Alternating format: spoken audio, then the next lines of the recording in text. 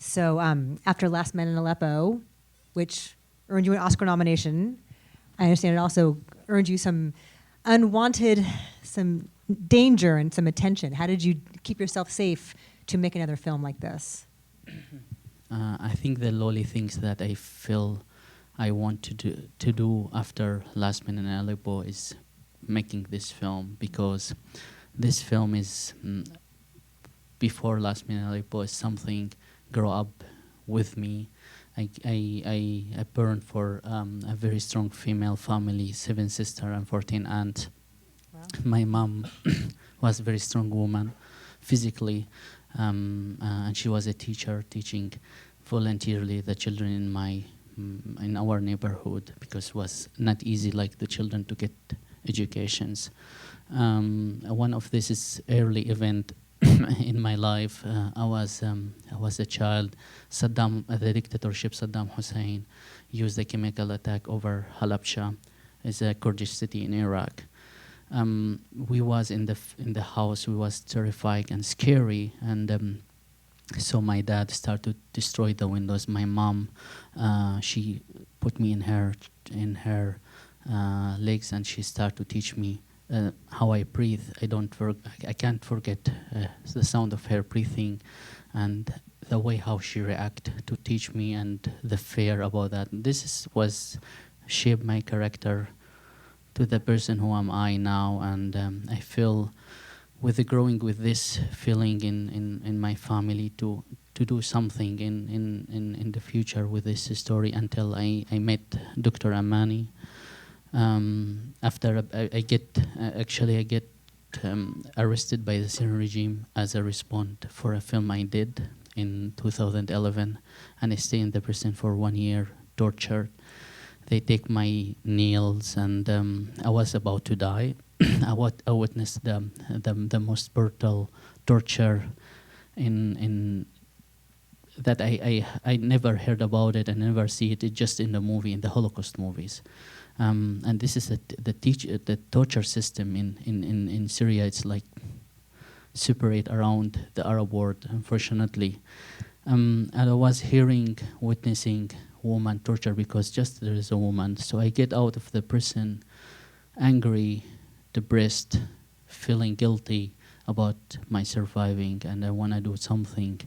And then I met Amani. She was the one of the first doctor historically in the Syrian historical record that she was turned to be a leader for a hospital. There's never been a female leader for a hospital dealing with serious situations.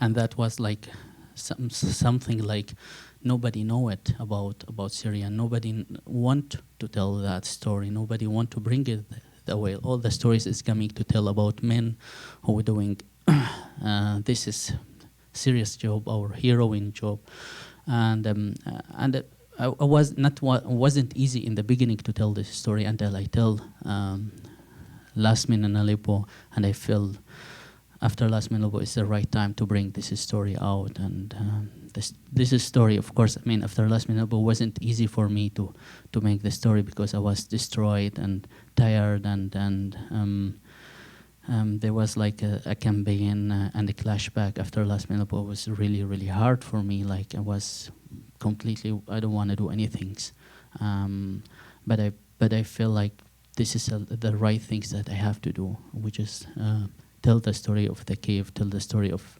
Amani. Yeah. Where did you find the mental and physical strength during prison, coming out of prison, to make a film? It sounds making a film is hard under ordinary circumstances. I think this the regimes in Syria, the Syrian regime, want to do is silence the people, silence the journalists, silence the artists to do what they do. And the lowly response we can do is coming and tell this story, shout like bringing very strong stories, kept telling that we are survivor here. We gonna keep bringing this voice again. And this was very hurtful for him also. Like, I mean, not hurtful, it's something like make the Syrian regime angry and make a lot of regime around also angry because they respond brutally about the people who's work in the journalism and the art field. And the effect of Last Man Aleppo was very powerful for the Syrian regime, and bringing this story also, like, who was like trying so much like to cover. And recently we hear that he's investigated two of our characters and recorded like kind of forced them like to record a video. The two of the character now is out and living with my sister in Lebanon. Oh, but wow. They told us like what they did with them for that, because they try just to bring another story, try to hide the truth, and what Amani did and the female in this story just coming the truth. They have very clear sound, very clear voice to come against what the Syrian regime try, what the Russian try in that country. And this is, I'm just like feel proud and feeling that this is the right thing. I have to bring it because there's many layers in this film. There's a feminism facing the sexism of the war and the masculinity of the war, and there's also a heroine subject try to change the society, try to face the result of the war. As well, there's someone who wanna like use the freedom of expression to change the control of the authority. And there is many stories coming right now to tell about how the authority tried to silence even the people in exile, like with following them and try to pressure them.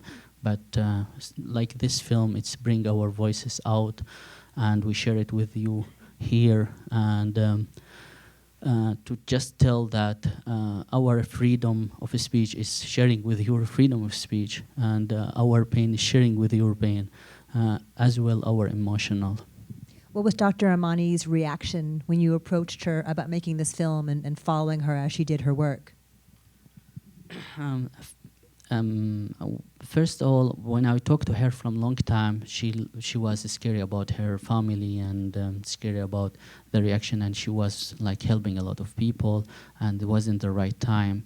Literally, when we came letters to talk to her, and she and I have told her about my personal story and my relation with my family and how I grew up. And as well, I told her about Last Man and Aleppo and how much like is important the truth that we have to tell and how much we share that. And Amani, she's a feminism. She's like, for her also, like there is a space that that important to understand as in during the filming as well. For her, there is important that the camera not stop her from doing what she do, because she said that saving lives more important from anything for her. And we're talking about a woman. She's not attached for a man. She's like not a wife, not a sister, not a daughter. She's independent, and you this is what a powerful things in her story that make you find something surprising with her story, something inspiring that inspire a lot of women around and get more women to involve to help in saving lives. Like the number of she increased the number to 60% of the female worker in the hospital, and this is historical in Syria. We're talking about a country that it never lead by women. We're talking about a place where the bomb every day. We're talking about the Lord war controlling everything. We're talking about the religion control, the society control, and with even all of that, she managed to challenge all of this and managed to bring a lot of number of women and help their lives and help them like to help their families and make them involved in a sense work that to change this society and change lives of the people. There is so much chaos that we see here, and so much just terror and so much danger. How did you keep going? How did you maintain your focus and your composure and get the shot and not just want to run away and sob in a corner? How did you keep going? From the beginning, we plan. I'm coming from cinematic background and storyteller background. That I believe the power of the frame that can bring many stories as we can, and I believe I have to use this is fixes frame that make people connect to the subject, connect to the people there, and we know when we will involve in something could cost us our lives, we have to go for the end with that.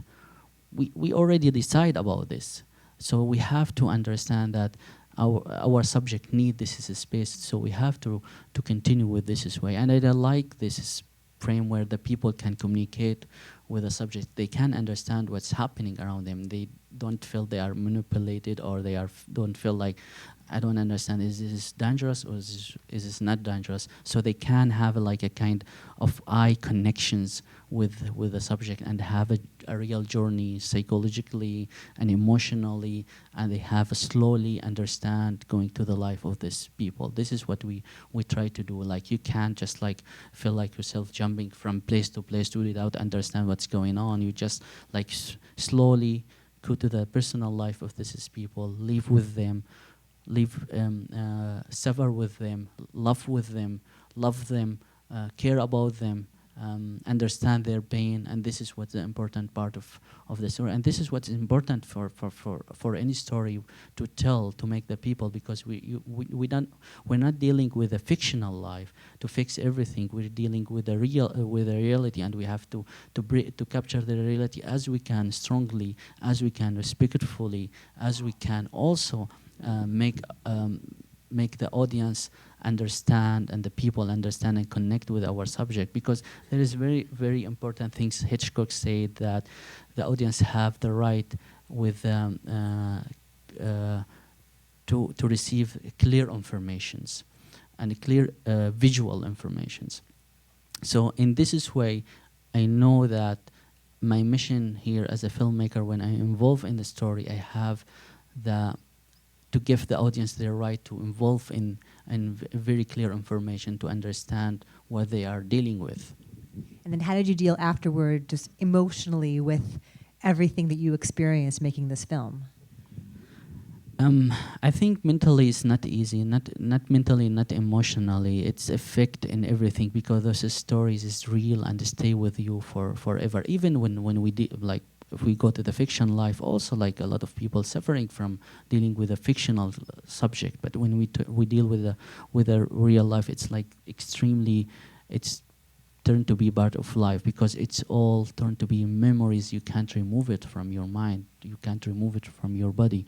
It's not easy to say like you can recover easily and connect to the real, to the life around you, because all the time you feel like what you was through is a nightmare, and you come back to reality because it's more calm, or you are living in nightmare, and what was happening before it was reality. So you live in this is like kind of paradox of lives, and you try to go through this, because you need to be like survival. You need to survive in the end. You need to have a communication with the people about this.